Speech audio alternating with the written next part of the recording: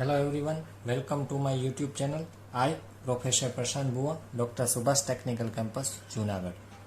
So in a previous lecture, we will solve a welded connection through channel.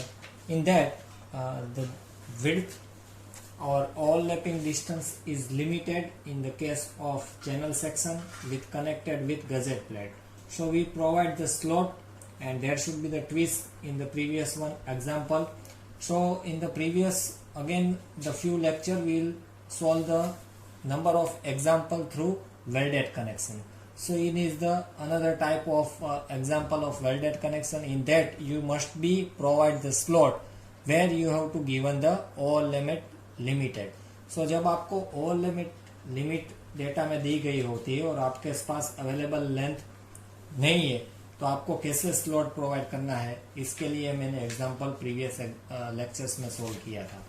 So we go forward and solve one angle section example so you can more sure about the welded connection, how it should be provided while we angle are connected in gusset plate, and how to solve the block shear failure in welded. So we already solved the block shear failure in bolted connection when was started the bolted connection. So same codal provision and application for the block shear is welded connection also, but how we find out that should be seen in this today's lecture of the example of angle section with connected is gusset plate. So this is the last example of welded connection. There are the no another types of different example are there. So you have to practice as the welded connection in a repeated manner so you can complete this go through the welded connection. So this is the last example of welded connection. So I request to all of you see or read the data carefully. Angle section 90 by 90 by 8 mm is to be connected to gusset plate by 6 mm fillet weld on side and at the end of member. The member is carrying tensile load of 120 kN. Design the welded connection assuming steel grade Fe410 and fillet welding. So अगर आप data read करोगे तो आपको एक angle दिया गया है 90 bye 90 bye 8 का, उसको कनेक्ट करना है गसट प्लेट से with 6 mm fillet weld. So यहाँ पे साइज ऑफ वेल्ड हमको दिया गया है. Just we have to find out the length of weld providing to the angle. So दूसरा एक मेंशन पॉइंट किया गया है कि हमको वेल्ड करना है on sides means both the side and at the end. So in periphery you can see this figure. We should provide the welded in both the side as well as end. And tensile load दिया गया है 120 kN. Steel grade हमको assume करना है 410. Now go forward the figure part. So you can see that figure. This is the angle is given 90 by 90 by 8. In that the connected gusset plate is that 8 mm. So both leg are equal angle. So any of angle leg should be connected to the gusset plate. So in a side weld, toe and back weld of side both are given is 6 mm. So we have to find out or we should provide the welding at both the side. It means LW1, LW2 and LW3 is the end. So like this, as per the scene in this figure, we have to find out this three length and particular point P as acting on a tensile load of 120 kN at CZZ. So CZZ axis से हमारा जो tensile force है वो पास हो रहा है.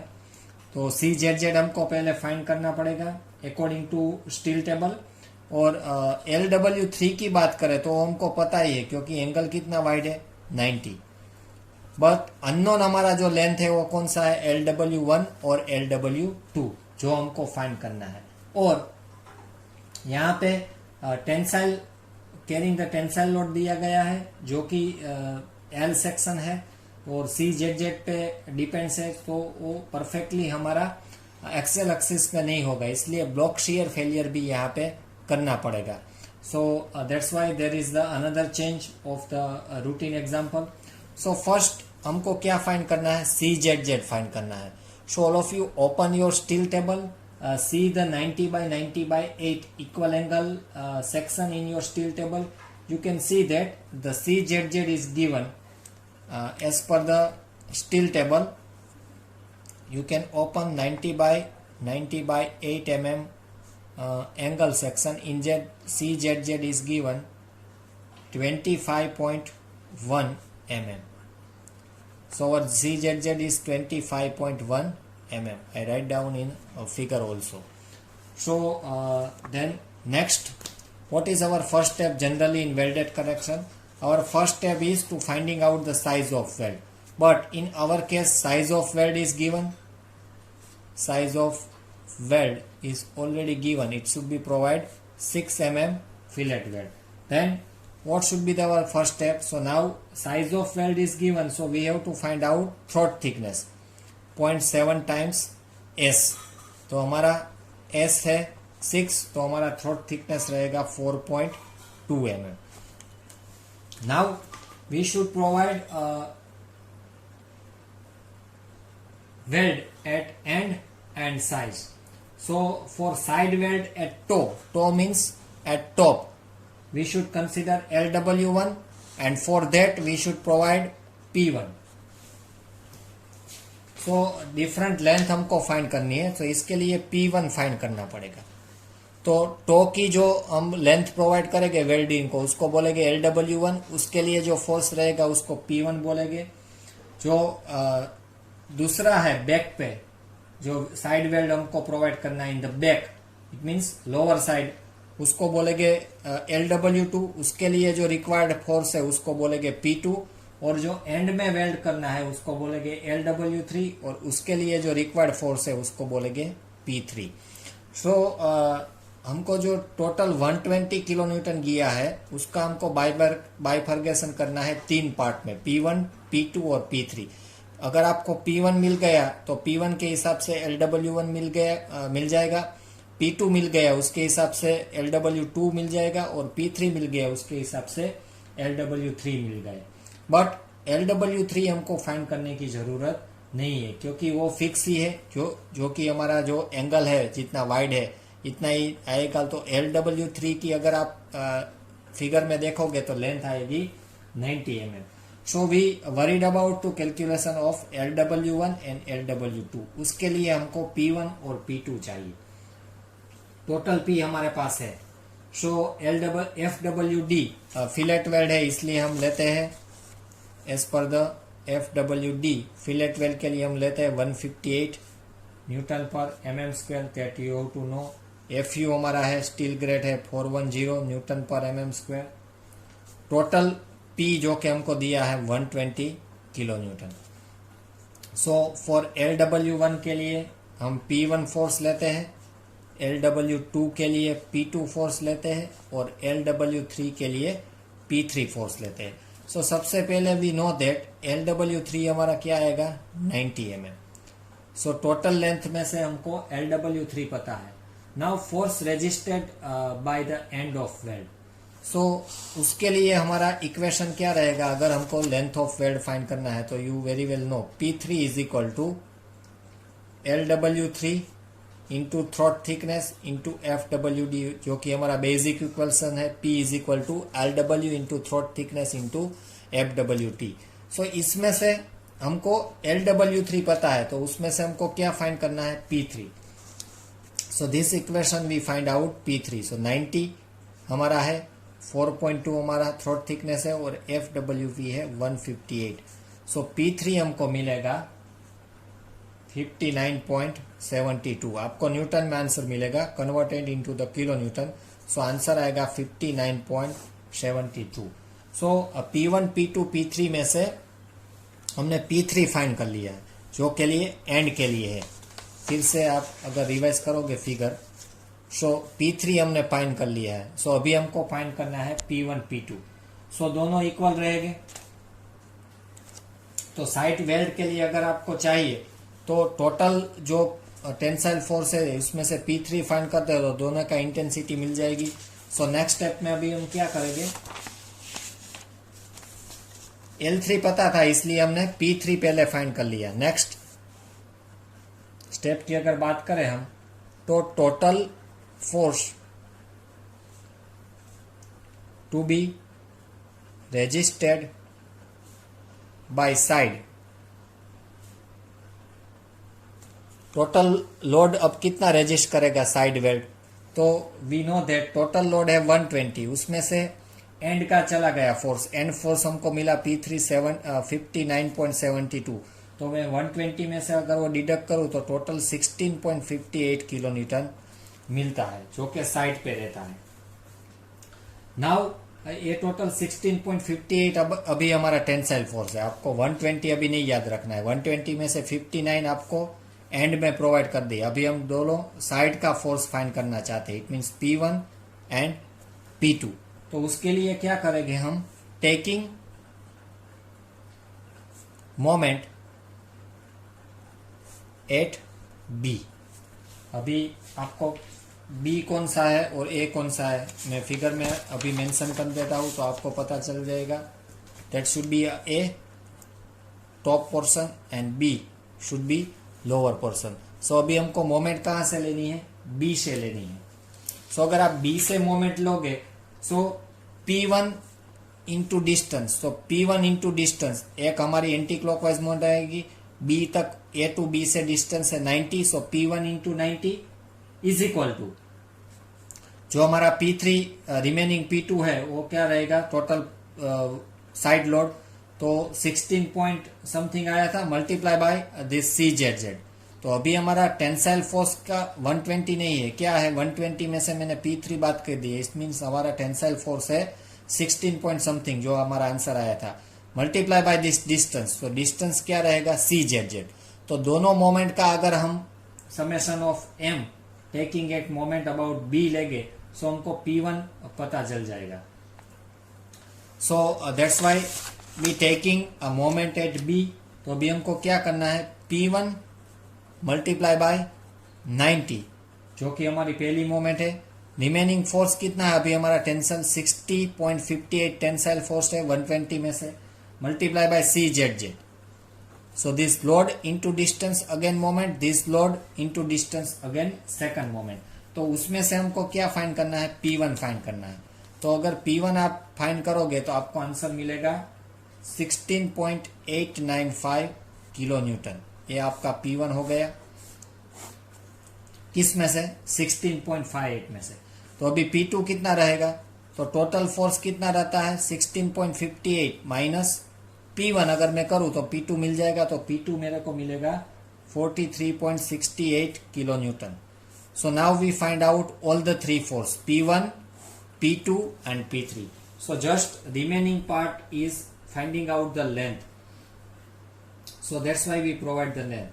Now minimum length of weld as per the codal provision, वो यहाँ पे मैंने मेंशन कर देता हूँ, as per the clause number 10.5.4.2 page number 78, अगर आप ओपन करोगे तो वहां पे मेंशन किया है minimum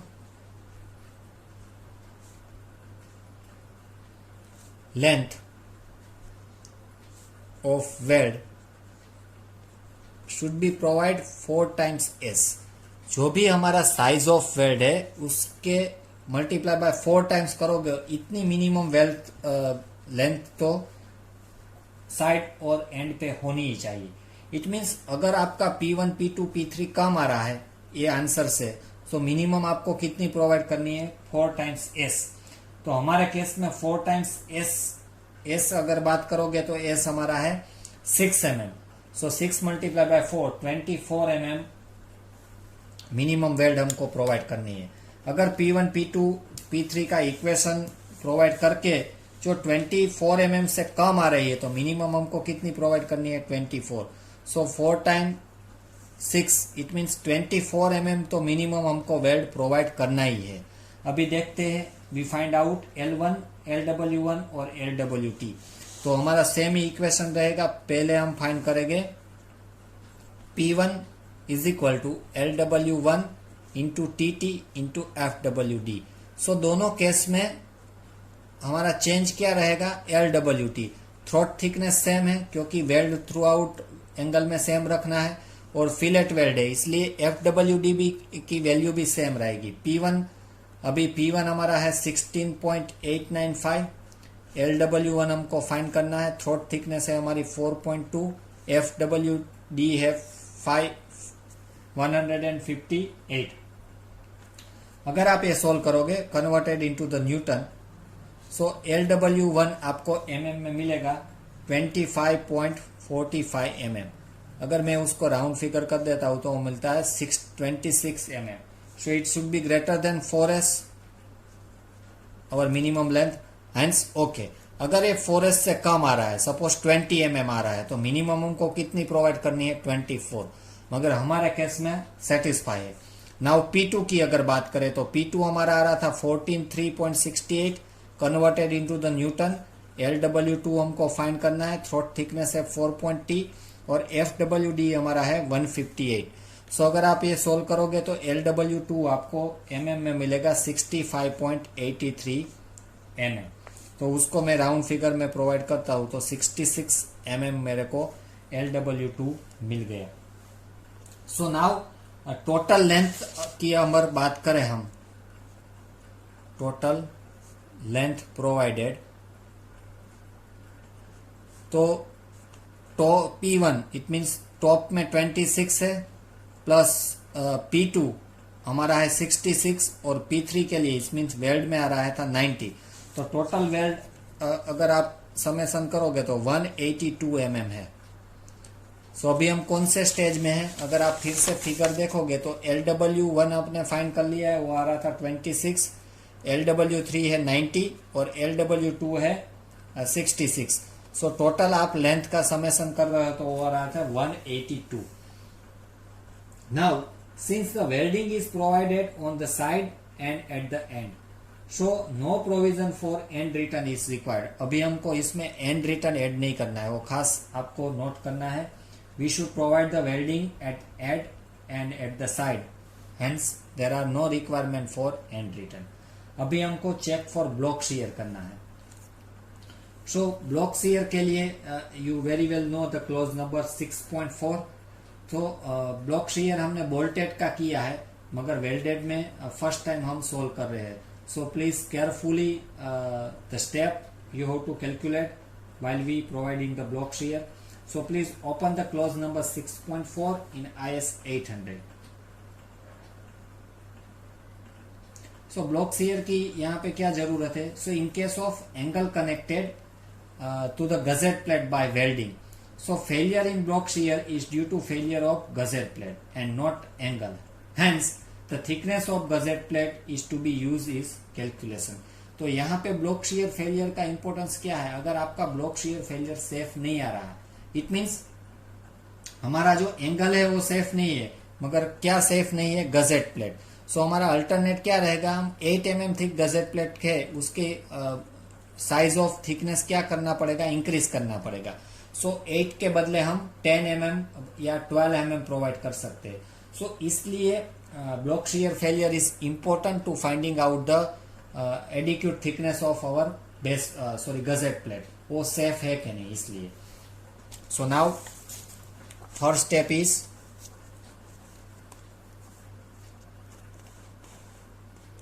finding out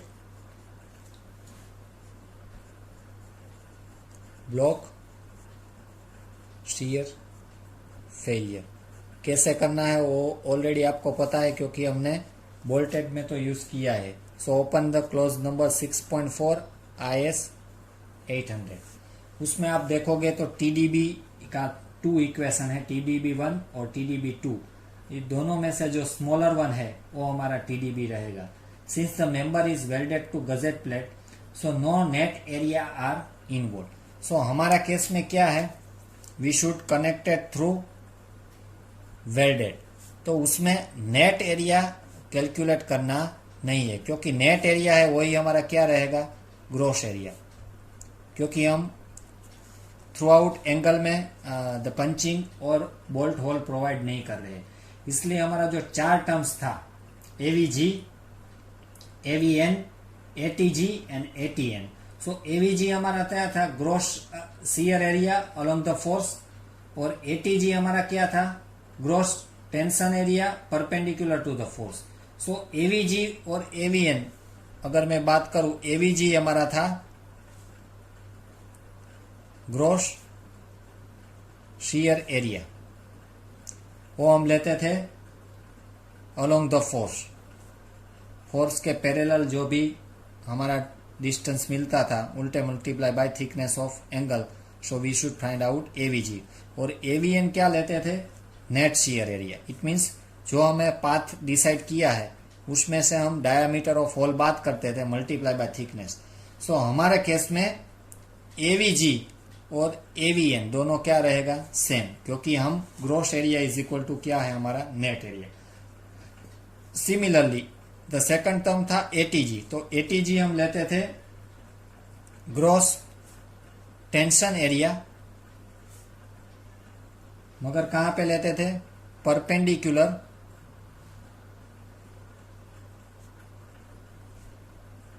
to the force. वो हम फोर्स से परपेंडिकुलर लेते थे. सो ATN था हमारा नेट टेंशन एरिया. सो हमारे केस में ATG और ATN भी क्या रहेगा, सेम रहेगा, क्योंकि हमारा ग्रॉस एरिया है वही क्या है, टेंशन एरिया है. सो अभी हमको दो वैल्यू ही फाइंड करनी है. इन शॉर्ट AVG फाइंड करना है, और रहेगा AVN के जैसा, और ATG फाइंड करना है, और रहेगा ATN के जैसा. So please carefully see the AVG because it's very important. Now AVG हमको लेना है फोर्स से पैरेलल. सो अगर आप फिगर देखोगे तो फोर्स पैरेलल पे 2 लेंथ आ रही है, 66 और 26. सो दोनों में से कौन सी ले. सो अभी हमको क्या करना है, ब्लॉक शेयर के लिए हम एज्यूम कर ले कि LW2 और LW1 दोनों क्या है, सेम. इसमें से जो मैक्सिमम है वो ले लेते हैं. तो 66 हमारा मैक्सिमम है, इसलिए हम यहाँ पे ब्लॉक शेयर के लिए एज्यूम कर लेते हैं LW2 और LW1 दोनों सेम है. कितनी, 66 जो मैक्सिमम है. इट मीन्स टोटल लेंथ क्या रहेगी, 66 मल्टीप्लाई बाय 2, ये हमारा लेंथ रहेगा. और थिकनेस ऑफ एंगल अगर आप देखोगे तो कौन सा है, 90/90/8. तो ये हमारा क्या रहेगा, AVG. अगर आप सोल्व करोगे तो आपको आंसर मिलेगा 1056 mm². क्या किया, ये टेंसाइल फोर्स है, उसके टो में एक लेंथ है और बैक में एक लेंथ है. इसको हम बोल रहे थे LW1, इसको हम बोल रहे थे LW2. सो LW2 66 है और 26 है. So for block shear failure we have to assume larger value. So larger value थी LW2 66. तो अभी हम क्या कर रहे थे, LW1 is equal to LW2, दोनों लेंथ सेम है. तो 66 मल्टीप्लाई बाय 2 हमको अलोंग द फोर्स लेंथ मिल गई, length multiply by thickness area मिल गया. सो AVG मिल गया. इट मीन्स हमारा AVN भी क्या रहेगा, सेम 1056 mm². अभी हमको फाइंड करना है ATG. तो ATG अगर आप देखोगे फोर्स के परपेंडिकुलर डिस्टेंस, तो हमारा LW3 है जो कि है 90 मल्टीप्लाई बाय 8. सो आपको मिलेगा 720 mm². It's very easy. It means ATN भी हमारा क्या रहेगा, 720 mm. So likewise you have to calculate this 4 value. अभी आपको केवल फोकस करना है AVG पे. ATG तो वेरी सिंपल है, परपेंडिकुलर डिस्टेंस तो आपको इजीली मिल जाएगा, just multiply by thickness. AVG में आपको ये प्रोसीजर याद रखनी है, LW2 और LW1 में से जो मैक्सिमम है वो दोनों साइड पे सेम कंसीडर करना है, और लेंथ ले ली है multiply by thickness of angle. So we find out this 4 value, AVG, ATN, ATG and ATN. Now we find out TDB1 and TDB2. So अगर आप क्लोज 6.4 देखोगे तो वहां पे TDB1 का इक्वेशन दिया गया है. TDB1 AVG into Fy divided by √3 into gamma m0 plus 0.9 times ATN into Fu divide by gamma m1। तो सभी वैल्यू हमारे पास है। AVG था 1056, F5 हमारा है 250 √3, गामा m0 आएगा 1.1 प्लस 0.9 टाइम्स, ATN था 720, FU है हमारा 410 और गामा m1 आएगा 1.25। अगर आप ये सोल्व करोगे तो फर्स्ट का आंसर आएगा 138564 और सेकंड का आंसर आएगा 212544 न्यूटन में आएगा। सो किलो न्यूटन में अगर आप आंसर कन्वर्ट करोगे तो आंसर आएगा 351.11 kilo newton. So TDB1 is completed. Now we find out TDB2। उसका इक्वेशन भी है 0.9 times AVN into FU √3 into gamma m1 plus ATG into F5 divide by gamma m0। तो सभी वैल्यू हमारे पास है 0.9 टाइम्स AVN हमारा है 1056, FU हमारा है 410.3, गामा m1 है 1.25, ATG हमारा है 720, F5 है 250। ये दोनों में मिस्टेक नहीं करना, F5 और FU में, एंड देन 1.10। सो अगर आप फर्स्ट जो इक्वेशन है वो सोल्व करोगे तो उसका आंसर आएगा 179978 प्लस 163636.36। अगर आप दोनों मिलाओगे तो न्यूटन में आंसर मिलेगा, converted into the kilo newton. So आएगा 343.61 किलो न्यूटन। वो हमारा है TDB1। So what should be the TDB taken? So TDB is taken as smaller of TDB1 and TDB2। TDB1 और TDB2 में से जो स्मॉलर है वो हमारा TDB रहेगा। सो हमारा TDB1 आ रहा था 351.11 और TDB2 आ रहा था 343। सो अभी हमारा TDB क्या है? 343.61 किलो न्यूटन। वो हमारा टेंसाइल लोड से ग्रेटर है। हमारा टेंसाइल लोड है 120 किलो न्यूटन। और हमारा ब्लॉक शियर कब फेल होगा? जब हमारा लोड 343.61 से बढ़ेगा। इट मीन्स हमारे पास तो लोड रेजिस्टिंग है 120 kilo newton, hence safe in block shear. तो आपको यहाँ पे ये लास्ट स्टेप है जो ब्लॉक शियर फेलियर को करना है। कब? जब आप लेंथ तीनों साइड प्रोवाइड कर ले। प्लीज नोट डाउन, सभी केस में ब्लॉक शियर फाइंड करना नहीं है। अगर आपको सेम एग्जांपल में ऐसा बोला जाएगा दोनों एंड साइड में ही वेल्ड प्रोवाइड करना है, so you doesn't required to block shear failure. कब ब्लॉक शियर फेलियर करना है?